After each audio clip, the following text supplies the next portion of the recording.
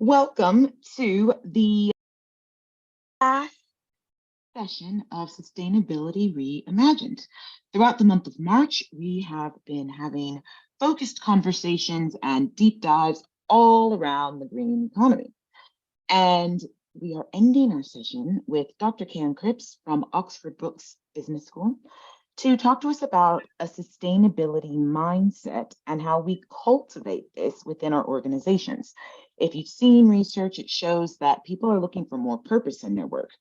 Gen Z, it's a huge determining factor for them. And like all things new, learning how to embed these values into your organization requires some knowledge, a bit of confidence, and a leap of faith. So Karen is going to talk to us about what that means, take us through an exercise. If you are watching the replay, you will find the link to the document in the chat. And let's get stuck in. Thank you so much, Leanna. So indeed, an absolute pleasure to be able to spend this time in a very interactive session to talk to you about how to cultivate sustainability mindset, because this can be an invaluable tool for attracting people to organisations and unlocking their talent within that organisation to be able to really build into that sense of purpose, individual purpose, in order to contribute to organisational purpose. And that's what we need today. We're living in what's called a VUCA world. If you've heard the term VUCA, standing for volatile, uncertain, complex, ambiguous, we're hit with climate change, recession, COVID-19, and all this can be very alarming for people, but also at the same time, it can trigger passion. It can trigger a desire to live a meaningful life, both on a personal level and a professional level. So engaging in the sustainability mindset, thinking about what this can mean to transform individuals and thereby to also transform organisations, can unlock a whole new perspective in dealing with the challenges, the wicked problems that come up. So that's going to be the focus of our journey for the next 40 minutes or so. Just to give you a little bit of context about myself and where the sustainability mindset principles initiated from. There is a United Nations initiative called PRIME, that's the Principles for Responsible Management Education. And this was launched in about 2007, and it's now got about 800 signatories globally, all working towards management education that works towards supporting, developing, achieving the Sustainable Development Goals. And as part of this management education approach, there's a lady called Isabel Rymanowski, and she's the author of the two books that you see on the right-hand side. She developed the sustainability mindset principles that I'll be introducing you to today. And this represents a particular working group of PRIME. So there are a whole host of global management educators and indeed leaders, business coaches that come together to talk about the application of the principles that she designed. She came across those through carrying out her PhD many years ago now, in which she interviewed business leaders that were really engaged in sustainability practices. And she wanted to know, what is it that differentiates these business leaders? What is it that drives them to carry out all the amazing projects that they're engaged in? And how, through identifying what differentiated such forward-thinking business leaders, she identified this set of principles which helps others to understand how they can be intentionally developed, how the principles for thinking about and acting about and behaving for sustainability can be intentionally developed, whether that's through education or leadership or business coaching. So today's session, I'll introduce you shortly to what is the sustainability mindset through this conceptualization, why it's important, and essentially it's a tool for transformation, learning, transformation, and helping people to become their very best selves and contribute to organisational purpose and finding their own purpose. How can this be achieved? One, through understanding what the sustainability mindset principles are and being able to draw on those, go back to them, refer to them when discussing differing business challenges. And I will introduce you to a particular indicator tool which could also be used particularly in a coaching context. And then the particular focus that we're taking in our session today is to think about how can we use these principles specifically for engaging talent and unlocking, developing a sense of purpose. So firstly, it would be helpful to learn a little bit about your world of work, and I can see smiled Louisa with this swirl of issues that we're facing in our world, common challenges that we're facing. And from your experience in the world of the context that you're in as a career coach, a talent development coach, how do these wicked problems impact people, do you think? How does it impact your ability to engage people in sustainability initiatives within organisations, and how does it impact being able to unlock individuals' own sense of purpose towards wanting to act, wanting to take some behaviours to address some of these wicked problems? Are there any that stand out to you? That's open to Catherine. There's a lot from my perspective, and I think the bottom line is that all of this, and I think this is such a great visual representation, creates so much indecision due to uncertainty. And the basic fact that people feel like they can't control any of this stuff, that it's outside of their control. So that indecision leads to that, just focus on the things that I can control and I can focus, and then all of this other stuff, I acknowledge it, I see it, I experience it, but what can I, as in me individually, do about a lot of this stuff? So that's what I'm seeing and have seen the last 3 years coming up. And I think due to the pandemic and coming out of the pandemic, as things have seemingly got even more complex, even more VUCA. Feels like we need a new phrase because VUCA feels like it doesn't almost do it justice. I think this has become even more complicated for people, and I think people are still quite fatigued, and so therefore the energy that they have to address some of these things, even though they want to, they just don't have. I feel like people are in that sort of just survival mode again. So that's from my perspective, that's what I'm seeing. So I'm just looking at so many of these things, and yeah, they all resonate a lot. Thank you. And what's coming across in particular there is the strong link with emotions and needing to support, recognise and heal people's emotions in order to enable addressing sustainability challenges. Just to build on that, I think what I'm seeing a lot of is the same as what Catherine was mentioning, with sort of lack of energy and a kind of sense of feeling that it's all a bit too big. Like, how can I actually have some sort of impact when everything is and feeling out of control? The other flip side of it is that I'm looking at, and when I see it on the map like that, what it looks and feels like a bit to me is there's a lot of people who are sitting in the box on the kind of the, what I would say, more of the private side of it, rather than the problem side of it, if you see what I mean, when I'm looking at it. And I'm seeing a lot of people from the corporate world going, I need to get out of that because I want to have an impact. And the only way I can have the impact I want to have is leaving the world that I'm in and finding a role that it means I'm focusing on one of those areas and moving into a specific thing. So something to do with climate, something to do with fixing like the education system, or looking at poverty, but jumping from one to another, rather than feeling like there's anything that they can do within the current space that they're in to do that. And then there's bigger factors than just the fact that they want to have an impact there. There's definitely other things around wages, cost cutting, the amount of work that they're having to take on, and the workload that they're then under. That means that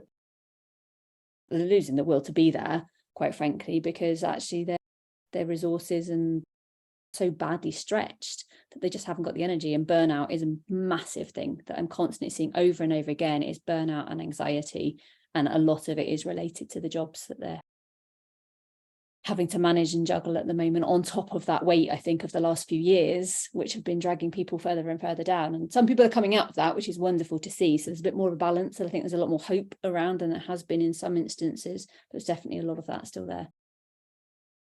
Very interesting that, again, you're coming strongly back to emotions being intrinsically part of this sustainability challenge.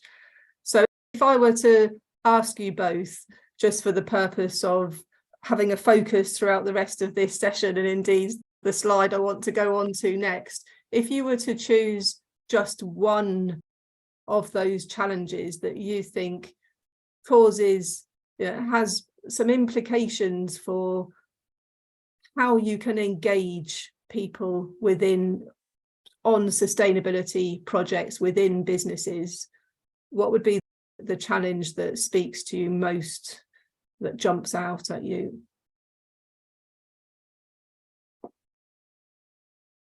I would say it's something about the profit maximization piece, and the fact that a lot of companies need to make money, right? They need to go to their shareholders, and their shareholders want to tick the box and say, thanks very much, we've got the money that we need. And I think there's a lot of people sitting in those spaces going, they're not gonna listen. They don't want that, they want that. And this is not in line with that. So that becomes quite a challenge, I think. Yeah, and I don't disagree, Louisa. I'd add in that, plus the kind of the arrows coming off that around cost cutting, and that link to unequal pay, low wages, job loss, the kind of the work aspect connected to that. I'm seeing a lot of cost cutting within organisations at the moment, which is being purely driven by the profit maximisation. And therefore, if we take into account the people aspect in organisations, and when organisations say people are their greatest asset, and actually it's the people that drive the profit, then something's broken there. So that would be my build. I completely agree. I think that profit maximisation is where I would focus. Wonderful, thank you. And it's good that you're working together in a similar sphere. That's going to help us to deep dive further into this. So you've already both touched on this, but what are the underlying beliefs then that you think that you hold about this challenge? And you've certainly touched on what you think people feel within organisations with the differing views and perspectives towards profit maximisation. So what is the underlying issue that you think people experience and feel about why they can't move forward in this space? I think there's apathy. I think that's a big component part, and this sense of there's so much, what can I do? What can I do as an individual? So there's this sort of almost helplessness, and I certainly recognise and hear and see that all of those things on that previous slide people know exist, but I think it's apathy would be the word I would use to describe the kind of underlying belief that I acknowledge it, it's all there, it's all going on, but what can I do about it? And I'm fatigued after the last few years. My job's really busy. I've got less people to do the same, if not more work, because of the cost cutting and the profit maximisation. So I would like to do something, but I've just got to keep my head down and do what I can do at the moment. Brilliant. And that's also making me think, particularly with Generation Z, that if people are looking towards recruiting this generation who are said to be particularly fatigued, having had their education disrupted, etc., and concern over climate change and their future, then it's all the more important to find a way to relieve this sense of hopelessness, fatigue, apathy. Yeah, absolutely. I couldn't agree more. And we know that generation is so passionate about this. And I think actually, other generations are as well. But particularly next generation. And so organisations, I think, have got their work cut out to really build this into their purpose and what they're about. Otherwise, they're never going to attract that next generation who are even more passionate about it and are actively, as we know, looking for organisations that actually walk the walk as good as the talk that they talk, because we see that a lot, don't we, in terms of kind of organisational values and what they stand for. Yeah, I think there's a lot of work to be done. I'd echo that as well, actually, that it does feel very much that it's not about talking out what you think. It is about actually, what are you really doing? How are you showing this with the actions that you're taking? How is this actually doing? Not just a lovely policy and this is what we're doing and isn't it nice, but actually, what is it really, and what does it look like? And coming back to the underlying beliefs, I'd agree with you, Catherine. It feels like a lot of the beliefs are things like, I'm too small, I don't have the energy, I don't have the time, I don't even know where to start.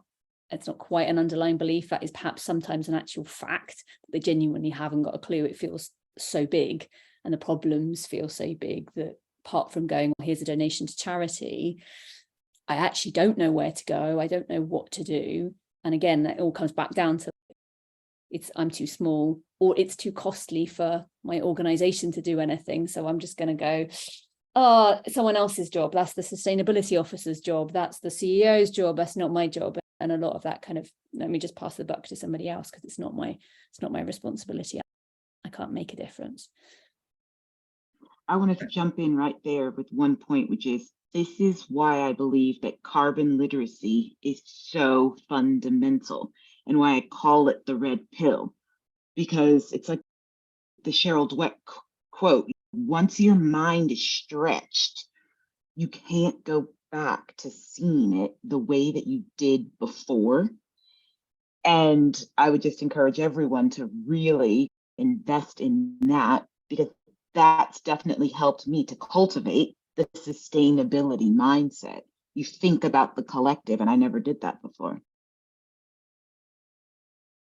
And the ability to stay focused and understand one action. Yes, it can be paralyzing to think that need to be acting in all spaces, but taking small individual action makes a wider contribution at the collective level. And all the more important for organisations to be very clear in that also, in order to support their employees to take those small daily actions.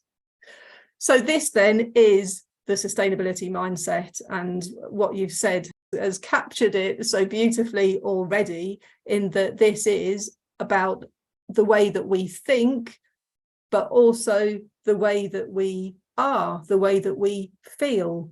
And that then results in behaviours, actions that lead towards the greater good. So the words thinking and being are at the heart of understanding what the sustainability mindset is about, understanding the knowledge-based concepts of carbon literacy, but also feeling the impact, the emotions associated with the learning on carbon and what can be done about it. And then that leads to making those small daily changes and to start demanding organisations to make those changes. From an organisational leadership development perspective, this is about heart, head and mind learning.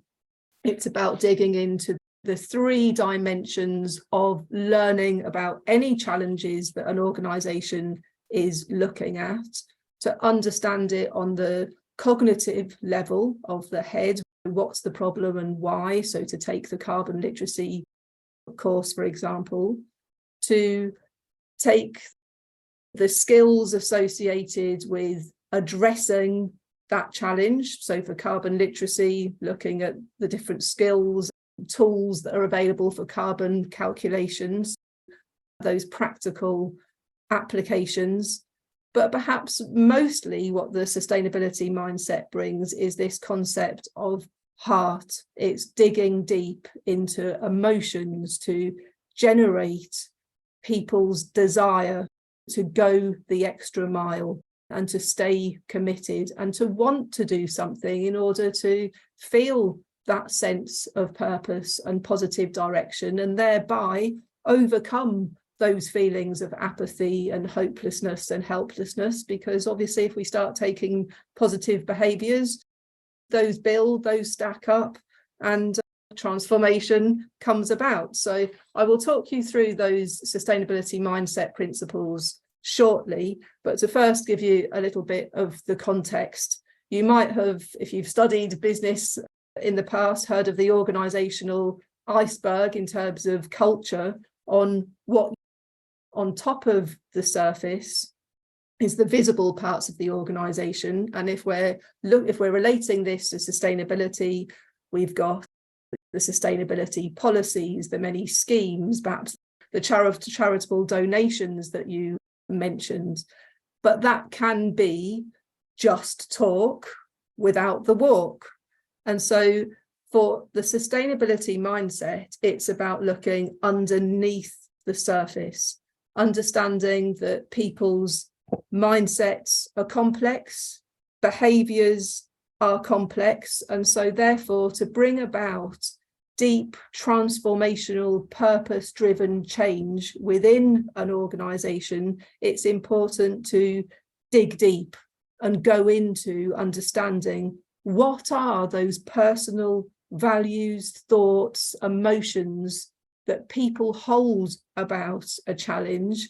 And once you start addressing it at that deep level, then the transformation naturally occurs.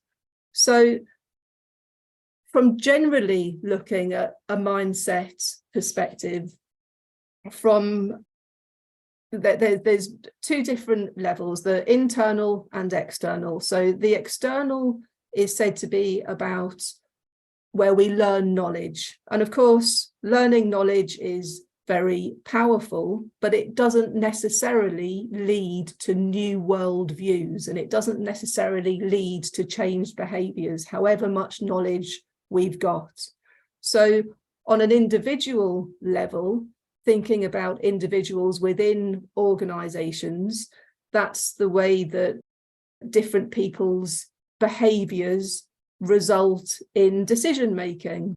Effective leaders, ineffective leaders, perhaps there can be blind spots within an organisation. People can have fixed beliefs, people can be resistant to change because it's too difficult, it's too costly, don't have time, we've never done that, this is the way that we do things around here.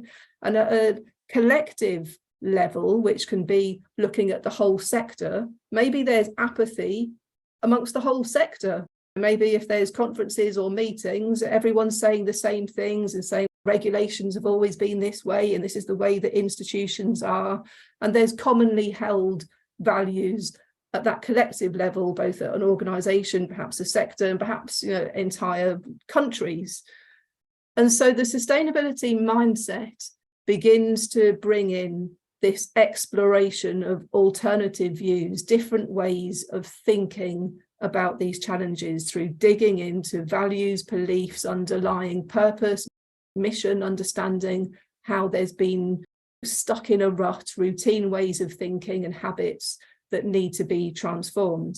And at a collective level, that's bringing about a whole new sense of organisational purpose. That's where the whole organisation clearly defines its mission, the purpose that it wants to achieve, and it begins to be able to bring the people into the company that want to act and to enable that positive sense of self-belief in order that momentum occurs.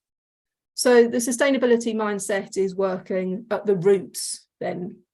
It's going down to the roots of the tree, looking at working on individual level beliefs, worldviews, attitudes, how they transfer across into an organisational context to make sure that the whole culture is beginning to change, that leaders are walking the talk, and that if there is any greenwashing, it's being spoken up about, spoken out about. And then that in itself is going to feed in to the healthy growth of the tree. The trunk will start manifesting in new forms of individual behaviours, and at organisational level, new types of training, new structures, new processes, and that enables the tree to grow and indeed flourish.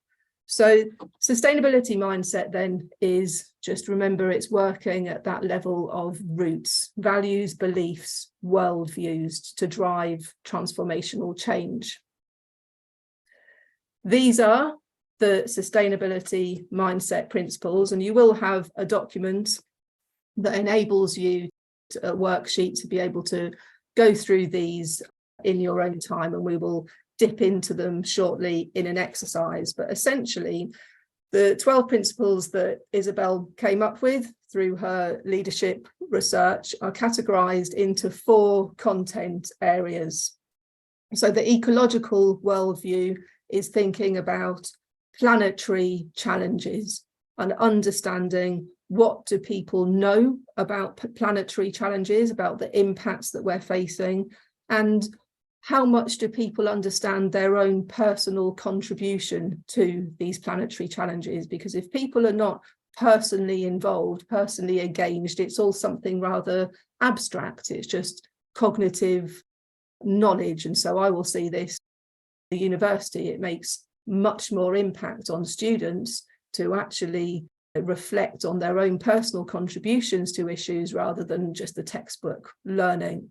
The systems perspective speaks for itself. It's obviously analysing information from that whole system's interconnected view. It's thinking about long-term thinking and how much as a culture we actually think towards the long term, or at organisational level can be very driven by short-term perspectives rather than taking the view of what's going to be the impact in 25 years, 50 years, 100 years. And if decision making was driven by a long-term impact, a long-term perspective, how different would decisions be?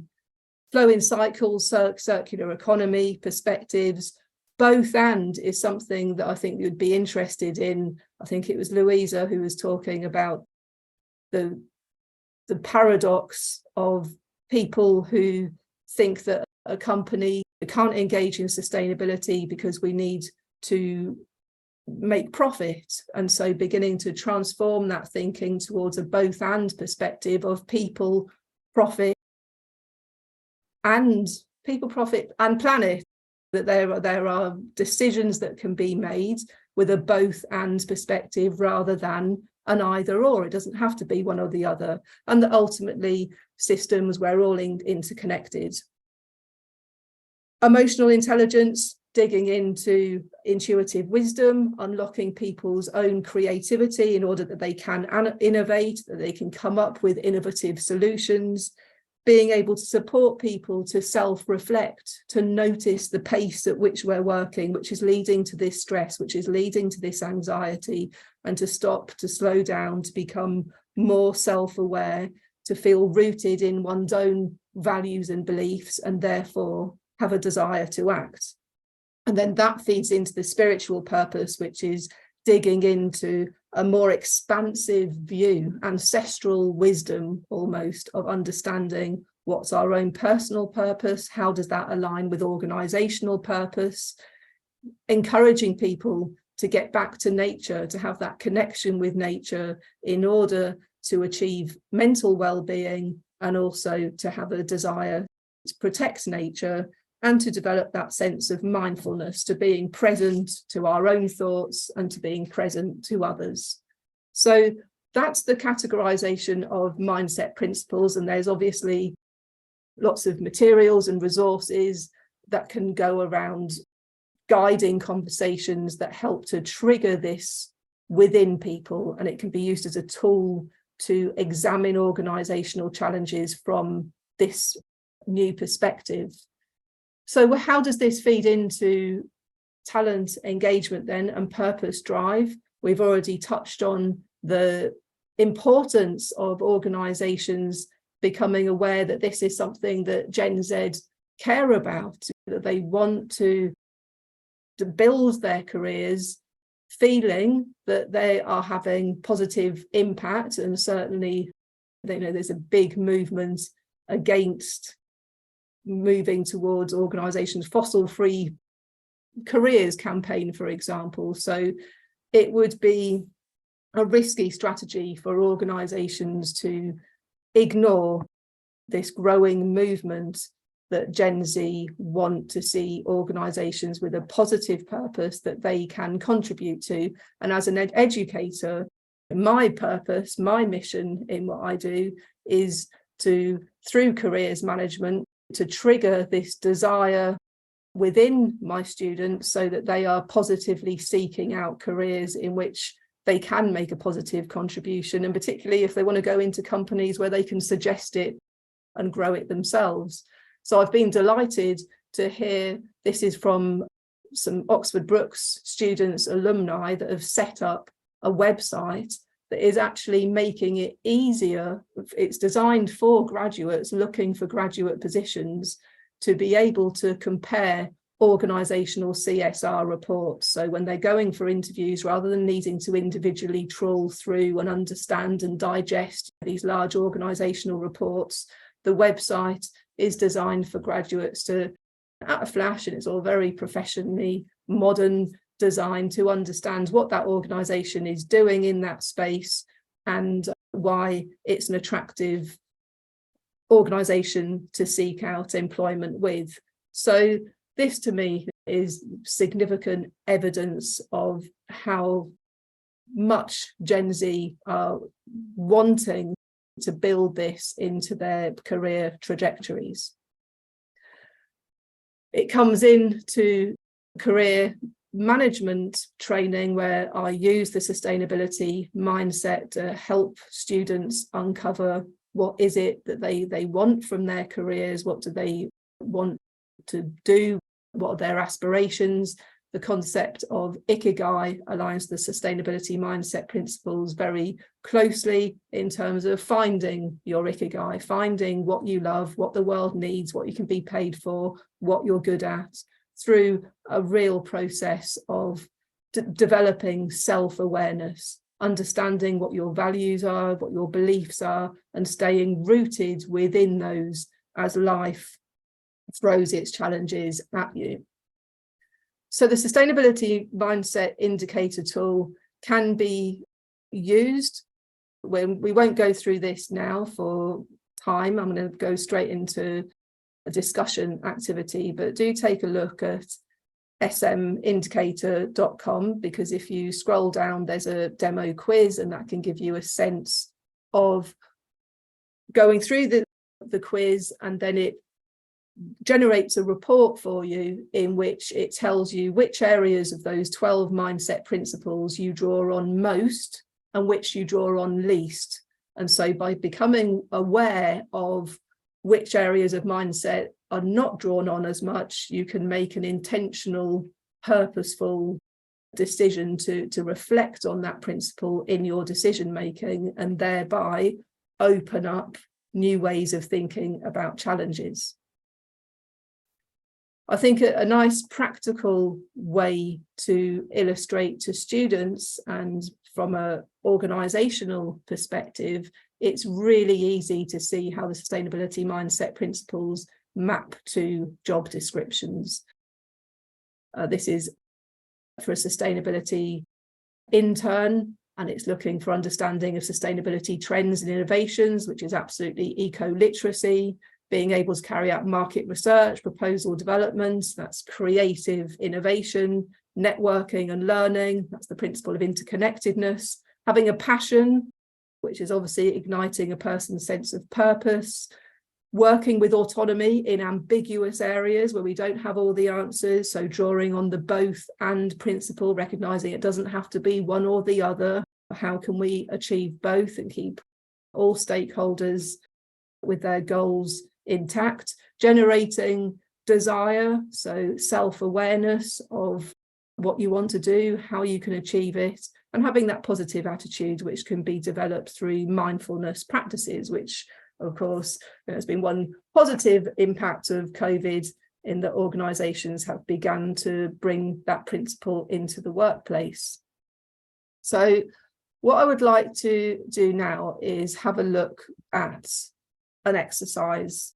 The idea that I wanted you to please do is to think about that challenge of profit maximisation and engaging people in sustainability, and to take one of the principles where the questions here will hopefully trigger you to think about that challenge in a deeper way.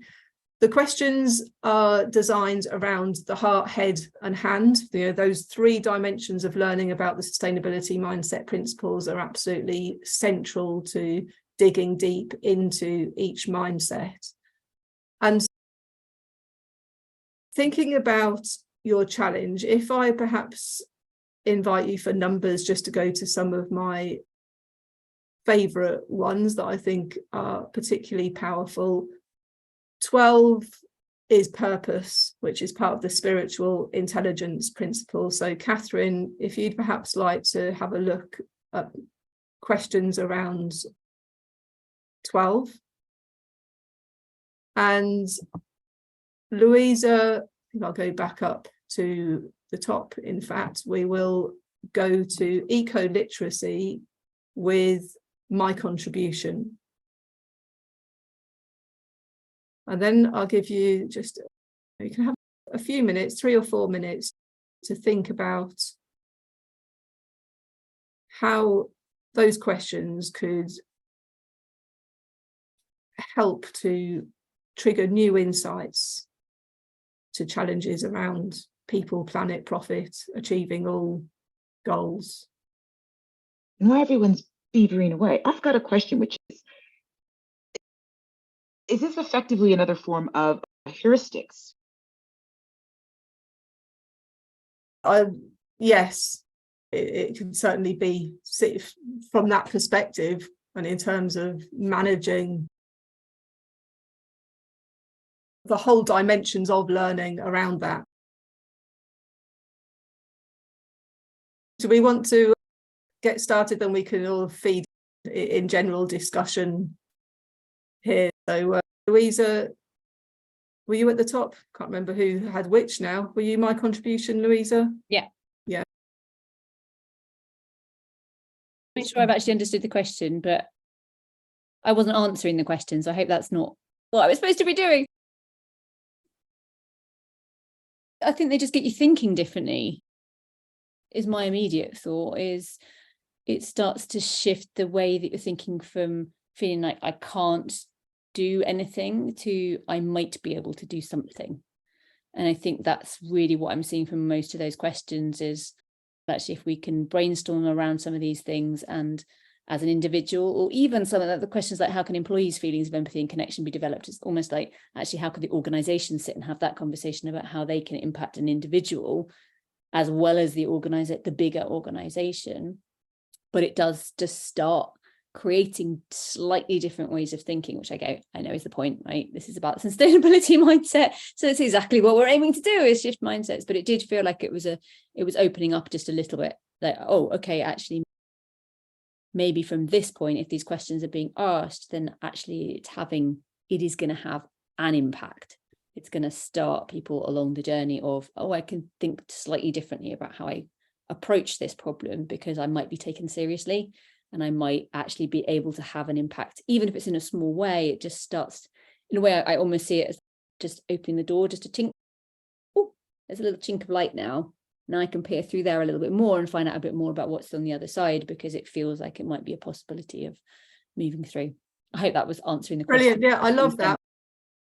that's immensely powerful, isn't it? The power of possibility is transformational in itself.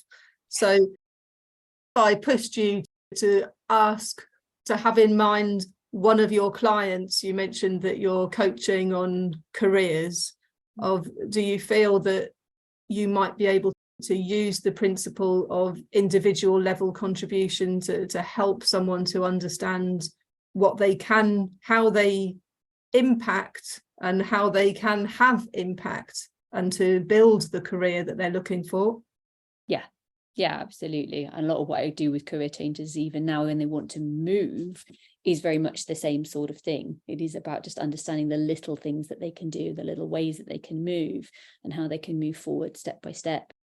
And a lot of that starts with shifting mindset of thinking, no, I can't do this, but actually, how can I take little steps? How can I think in slightly different ways? How can I create new habits and mindsets? And I think this is very much true in the sustainability space world as well, is like, how can you just change things up just a little chink at a time, a little step at a time?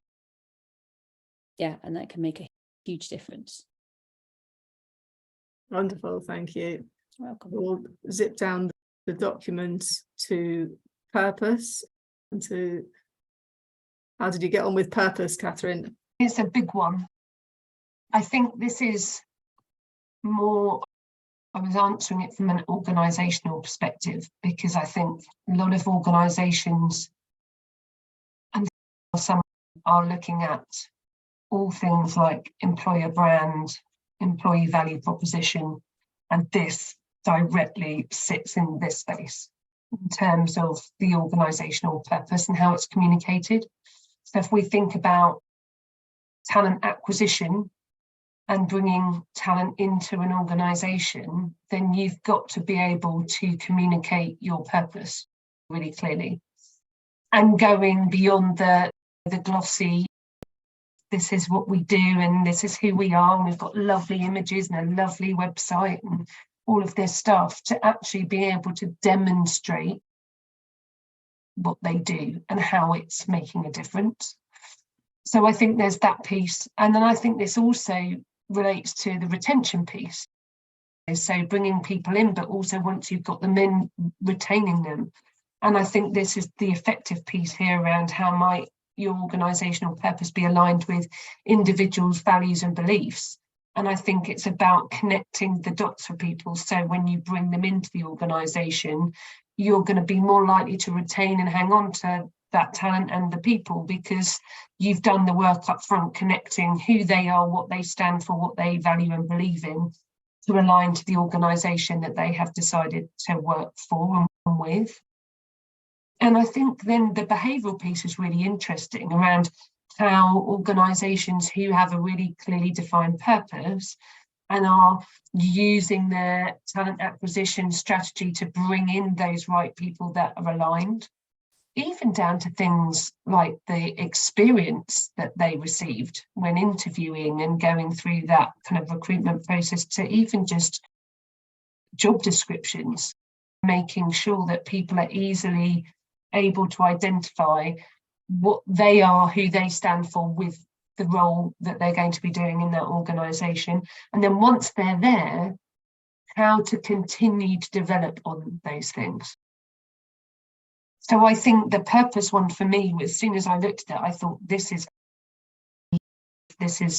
the organisational systemic part of the sustainability mindset.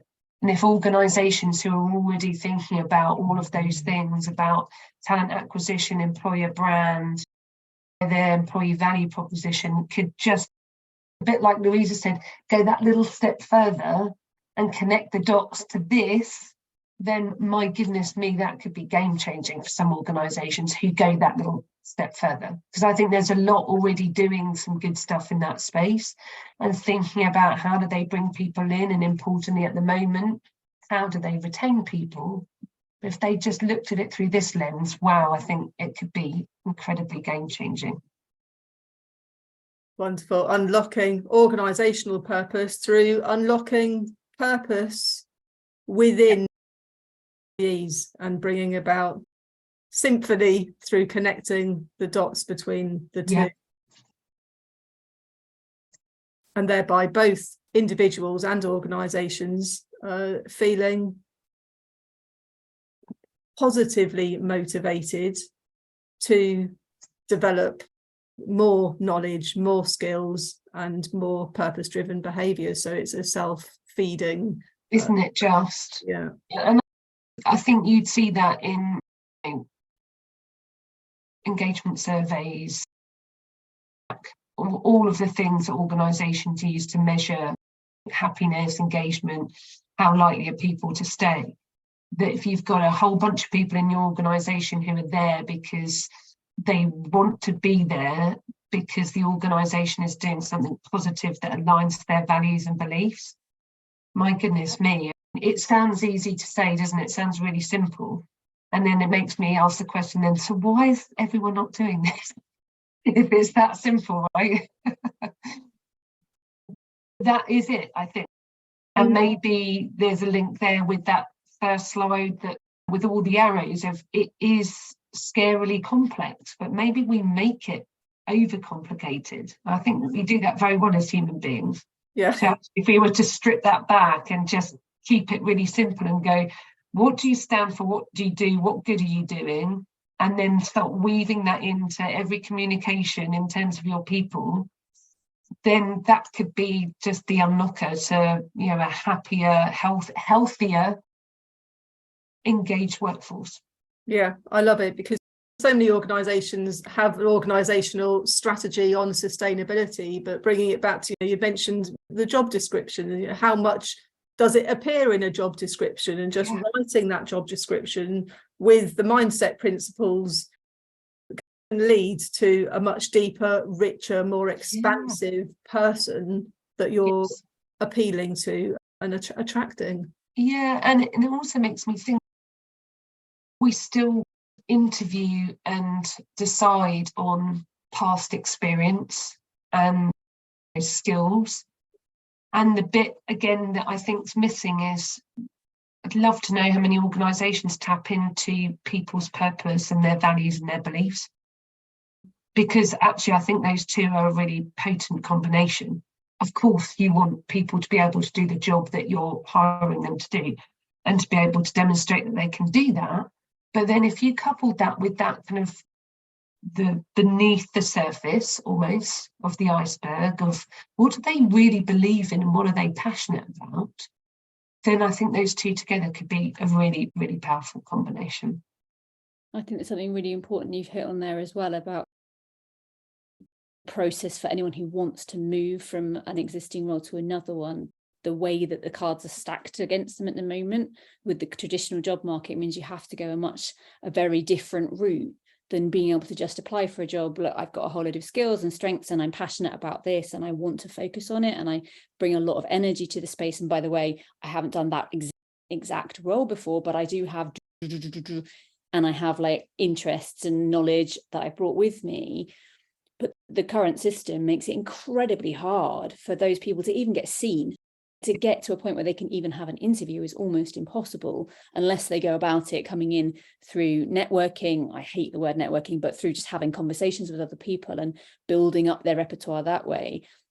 But if that system could be aligned more so that you could bring more of that into the organization as well, and that structure and that system could be changed so that actually, do you know what? It's a level playing field wherever you are and wherever age you are. Okay, you're 60. Great, you've got loads of skills we could bring in. I see the passion and the energy that you bring to this, and your age is irrelevant. Equally the same for part-time, full-time roles. Like, let's be a bit more flexible about how we bring that in.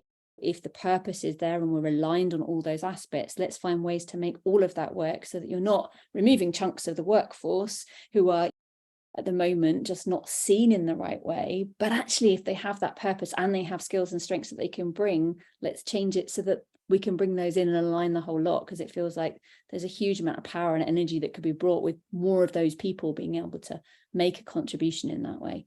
So I think it's a really powerful point, Catherine.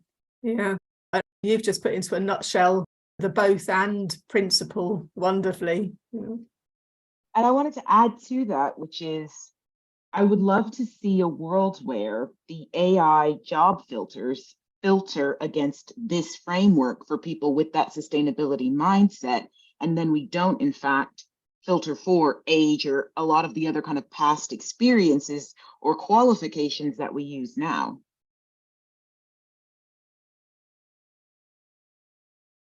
Yes, bringing values, beliefs, attitudes, potential to the forefront. We began this conversation today talking about how emotions are holding people back. And actually where we're finishing is emotions are what move people forward and can be tapped into to drive what we're all working towards to see. So that's a wonderful full circle. So on that positive point, I'm just going to see if I could find my PowerPoint again, although that seems to have disappeared on current screens. I'll see if there it is. Good. I would just perhaps recommend to you moving forward that you might like to start developing your own story for an organisation, to take a creative 5-minute storytelling approach, that if a problem comes up, a challenge that one of your clients is trying to overcome, just to have a go at crafting a paragraph such as you see here, of what, beginning with what the organisation has set out in its strategy, what it's currently defining as its purpose perhaps, and how that is already building in sustainability mindset principles, because that brings about a very practical application of how we're already doing it. We're all already doing it, that we're drawing on these mindset areas, and it's how about we can use them to deepen and embed them further into our own approach and into organisational approaches.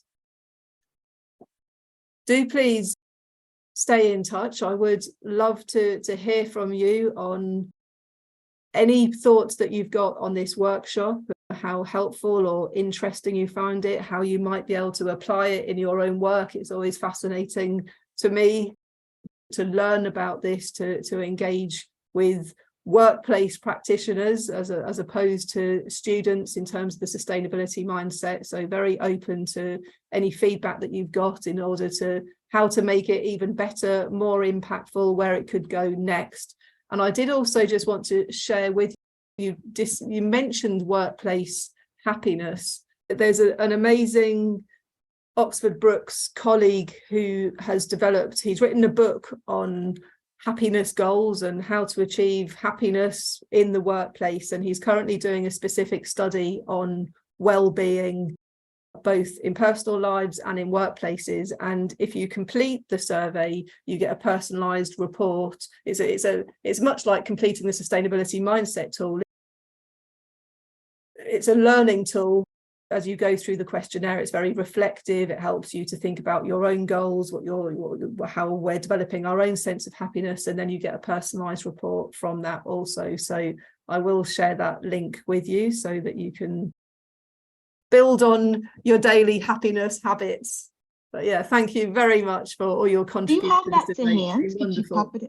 Thank you so much, Karen. This has been absolutely fascinating. I have been squirreling away, taking so many notes, and I've got all these new ideas for blogs and this and that. And for me, I think what I found the most helpful about this session is that you've given me the language that we as Inspiration Space can use to actually describe what it is that we're doing.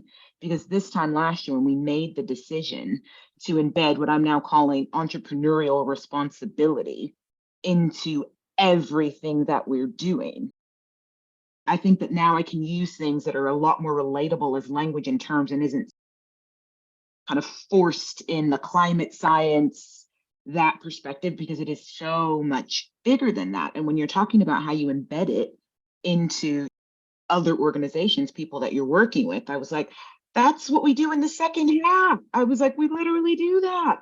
So yes. Perfect follow on from yesterday's conversation with Neil about storytelling, right? And getting that language. So I'm loving how it all fits together. So thank you again. Thank you everyone who joined us live, Karen, Catherine, Louisa, your input has been absolutely invaluable. It's made for a very interesting conversation and the perfect way to go into April's theme, which is moving from what is to what if.